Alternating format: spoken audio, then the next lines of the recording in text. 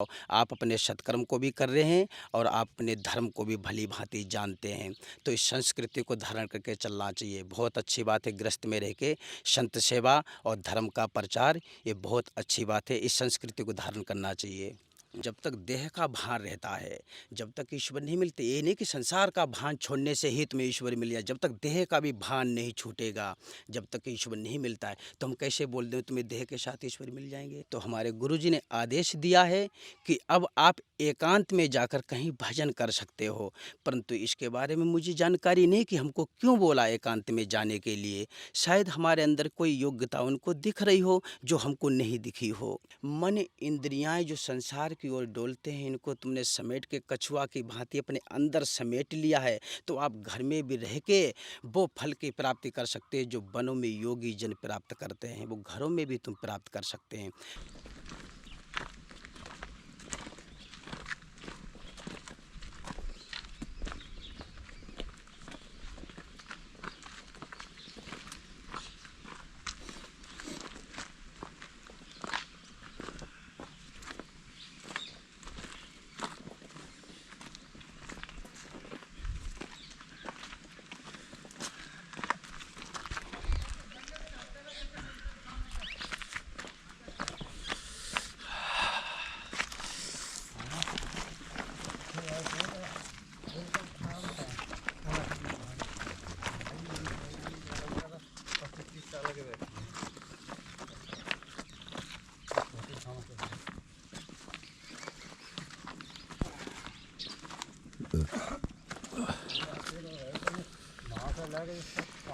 नमस्कार दोस्तों, जनता की आवाज़ में आप सभी का स्वागत करता हूं। मैं कन्हैया शर्मा संतों की सीरीज़ में आपका एक बार फिर स्वागत करता हूं।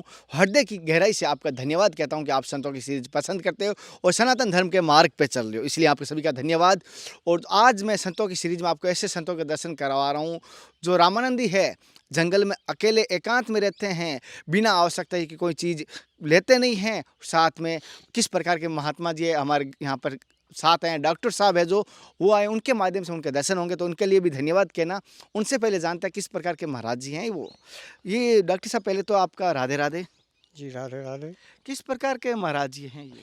इनके विषय में कोई वो कह नहीं सकते हैं। ये अपना जीवन यापन पहाड़ों पर ही काटते हैं, ना इनके पास पानी है ना कुछ खाने के लिए, जाने कैसे कैसे करते हैं, ये तो यही जाने अपनी। जैसे कि पहाड़ों में रहते हैं, ना यहाँ पर कोई सुविधा खाने की, पीने की, पानी की, फिर भी ये पहाड़ों में एकांत में अकेले रहते हैं। और जैसे कि इनकी जो सत्संग होगी आज की सत्संग आपके जीवन में साहित्य तक क्या सिखाती है, मुझे ज़रूर बताना। वीडियो को अंत तक देखना, आपसे निवेदन करूंगा, वीडियो अंत तक देखना। कैमरामैन के कहने पर, एडिटिंग करने वाले भाई के कहने पर कि चैनल को सब्सक्राइब कर दिया करो, जिससे क्या आप एक सब्सक्राइब करते हैं 4 लोगों तक पहुंचती है ऑटोमेटिक ये सिस्टम। जैसे स्क्रीन पे आप देख पा रहे हो 13 से 15% लोग देख रहे हैं सब्सक्राइब वाले, बिना सब्सक्राइब वाले इतने देख रहे हैं। अगर वो सभी सब्सक्राइब कर देंगे, सोचो कितने लोगों तक ये जानकारी पहुंचेगी नहीं। तो ये कोशिश करें और अपना ज़्यादा से ज़्यादा लोगों को शेयर कीजिए। और संत सेवा में आपका हृदय कह रहा है तो ही करना, अन्यथा मत करना। अब वहाँ पर हम चल रहे हैं संतों के दर्शन करवाने के लिए।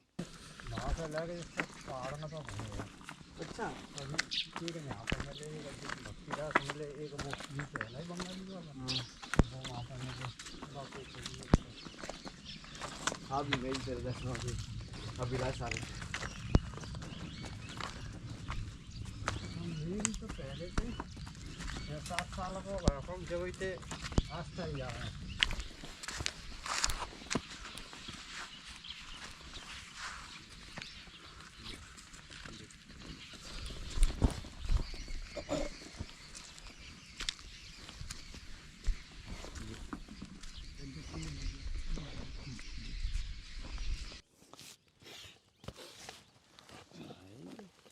आवाज़ के लिए।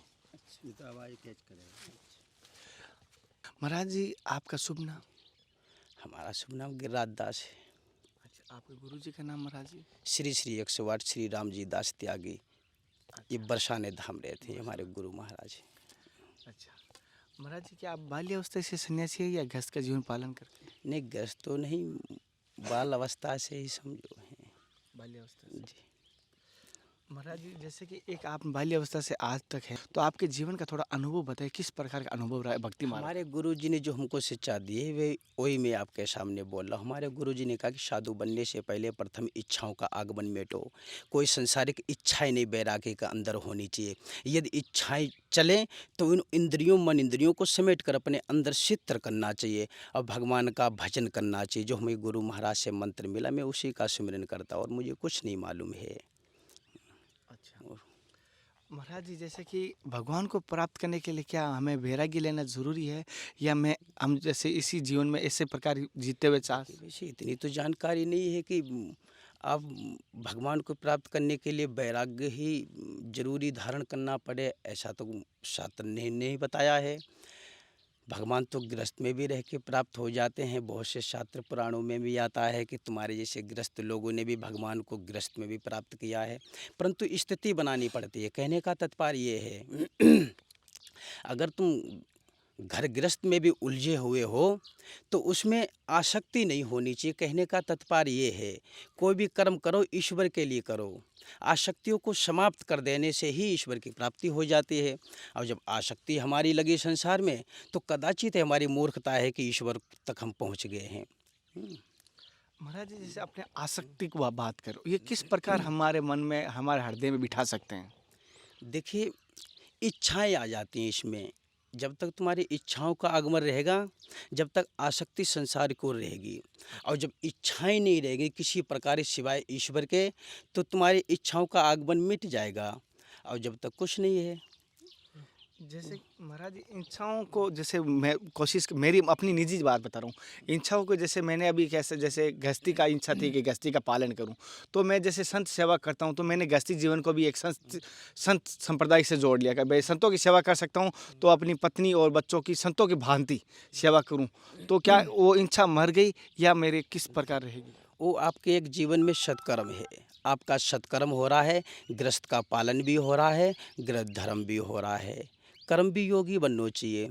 अब गृहस्थ धर्म में तुम्हें भगवान ने उलझा दिया है तो इसका मतलब ये नहीं कि सत्कर्म करना ही भूल जाओ या धर्म को भूल जाओ। आप अपने सत्कर्म को भी कर रहे हैं और आप अपने धर्म को भी भली भांति जानते हैं।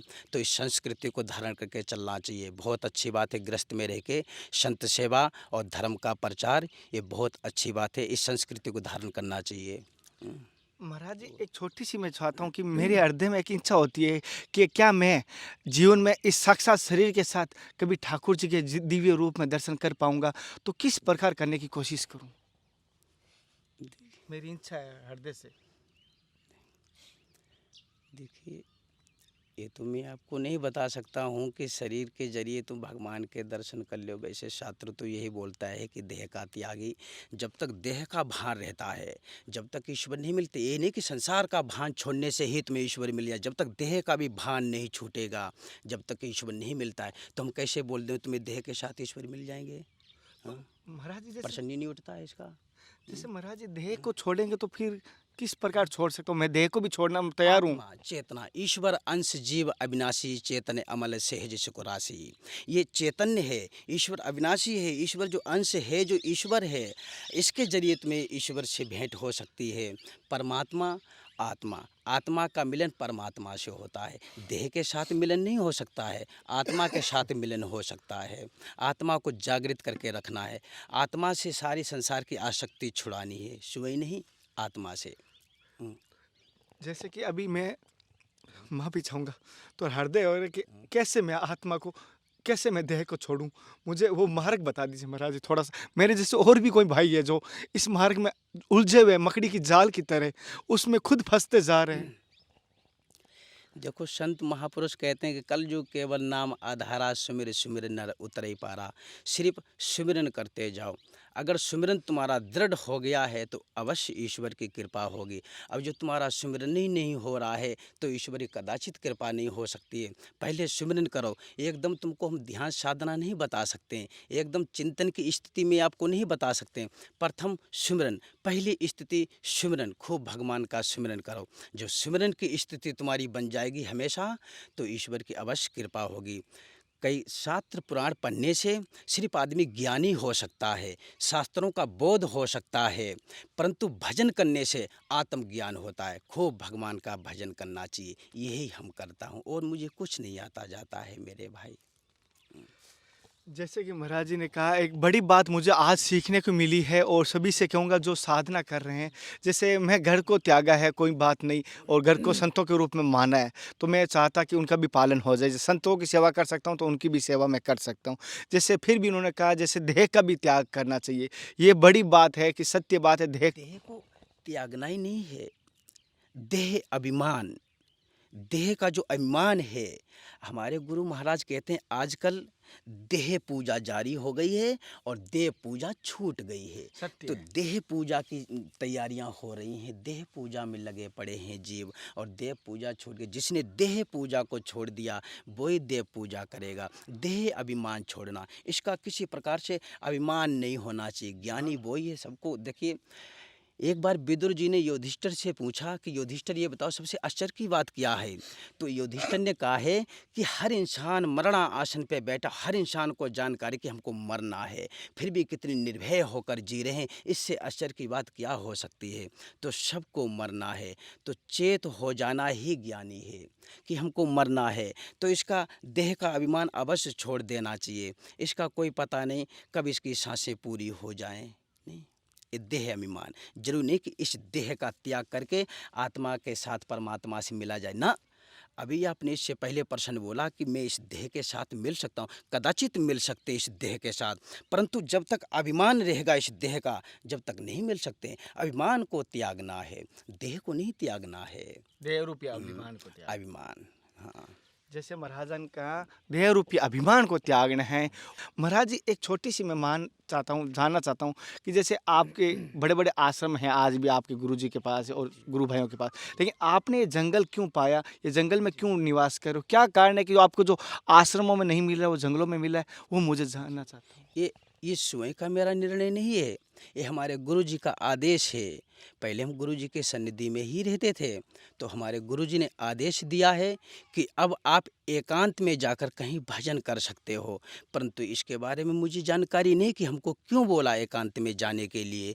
शायद हमारे अंदर कोई योग्यता उनको दिख रही हो जो हमको नहीं दिखी हो, तो उनकी आज्ञा का पालन कर रहा हूँ मैं। ये मेरा स्वयं का कोई निर्णय नहीं कि मैं जंगलों में रह रहा हूँ, ये तो मेरे गुरु जी का आदेश है। महाराज जी, जैसे कि मेरी निजी एक छोटी सी राय ले रहा हूँ, जैसे कि मैं घर के अंदर एक छोटा सा कमरा ऐसा बना रहा हूँ एकांत में, क्या मैं जैसे जंगलों में जाने की जगह घर के अंदर एक छोटा शांत कमरा बना लूँ और उसके अंदर भजन करूँ, क्या वही फल मिलेगा जो जंगलों में मिल रहा है? अगर तुम्हारी मन इंद्रियाएं, देखिए हमारे गुरु जी कहते हैं कि समाधि किसको कहते हैं कि तुम्हारा मन यदि आत्मा को समझने में सितर हो, समझ रहे हो मेरी बात को? तुम्हारा मन आत्मा को समझने में सितर हो, इसके आश्रय रहने के लिए तैयार हो, तो समझ लो आपकी समाधि है। मन इंद्रियां जो संसार की ओर डोलते हैं, इनको तुमने समेट के कछुआ की भांति अपने अंदर समेट लिया है, तो आप घर में भी रह के वो फल की प्राप्ति कर सकते हैं जो वनों में योगी जन प्राप्त करते हैं, वो घरों में भी तुम प्राप्त कर सकते हैं। परंतु इच्छाओं का आगमन मेटना पड़ता है, यहाँ पे इच्छाएं उत्पन्न होती हैं। घरों में रह के भी तुम भगवान को प्राप्त कर सकते हैं, घरों में रह के एक बहुत बड़े योगी तपस्वी सिद्ध त्रिकालदर्शी बन सकते हैं, परंतु इच्छाएं सामने आ जाती हैं। इच्छाएं ना हो कोई प्रकार की, साधना सफल होगी। इच्छाओं को लेकर साधना कर रहे हैं तो कदाचित ये तुम्हारी मूर्खता है कि जो वनों में साधु महात्मा फल की प्राप्ति करते हैं वो तुम घर में रह के प्राप्त कर सकते हैं, कदाचित नहीं हो सकता है। इच्छाओं का आगमन मेटना पड़ता है, कोई इच्छाएं नहीं होनी चाहिए। महाराज जी, जैसे कि मैं कुछ भक्तों के माध्यम से, मेरी माध्यम से भी करूं, कुछ भक्तों के माध्यम से संत सेवा करता हूं, लोगों को एक प्रेरणा देता हूं आपके माध्यम से, जैसे कि सेवा का क्या महत्व होता है, क्या फल होता है संत सेवा का जीवन में? देखो, जो मैंने गुरु जी से सीखा है वही तुम्हें बताऊंगा। देखिए, सत्कर्म करने का तो फल मिलता है। और जैसे हमने कोई पुण्य की है तो पुण्य का तो फल सत्कर्म, यानी हमको सुख शांति शरीर सुविधाएं मिलेंगी। अगर हमने कोई सत्कर्म कर दिया या किसी को भूखे को भोजन करा दिया या प्यासे को पानी पिला दिया या अंधे को मंजिल तक पहुंचा दिया है, ये मेरे जीवन के सत्कर्म हैं। इन सत्कर्मों का फल एक हमें संसारिक सुख मिल सकता है या इलोक का सुख मिल सकता है या परलोक का सुख मिल सकता है। या हमारा सत्कर्म बराबर चलता ही रहा जीवन का तो हमें परलोकों का भी सुख मिल सकता है। परंतु ये कदाचित मूर्खता है कि सत्कर्म करने से ईश्वर मिल जाए। ईश्वर नहीं मिलता है, क्योंकि ईश्वर के पथों पे कर्म और धर्म तो है ही नहीं। शास्त्र ने बोला कि उसके पथों पे जाने से कर्म धर्मों के बंधन पीछे छूट जाते हैं, वहाँ कोई कर्म धर्म नहीं रह जाता है। तो तुम जो यहाँ कर्म धर्म कर रहे हो, ये तुम्हारे जीवन का एक सत्कर्म है जिसको आप कर रहे हैं। इसका फल है संसारिक सुख या परलोक का सुख, शरीर सुविधाएं, शरीर शांति। ईश्वर नहीं मिल सकता है, इसका ये फल है। जैसे महाराज जी जैसे जो आज मुझे पाया हूँ, महाराज जी अब हमारे सभी दर्शकों को मुझे थोड़ा आशीर्वाद दे दीजिए। सब ठाकुर जी का आशीर्वाद है। तुमको भगवान खुश रखे और खूब भक्ति में तुम्हारा मन लगे सबका। जैसे कि महाराज जी ने बताया, इनके गुरु की आज्ञा है, उनके अनुसार करते हैं और सभी अपने गुरु की आज्ञा माने। और कोशिश कीजिए जब भी गुरु के घर जाते हो अपने या बहन के घर जाते हो, देवताओं के मंदिर जाते हो, कभी खाली मत जाना, क्योंकि इन 3 घरों में कभी खाली जाना भी नहीं चाहिए।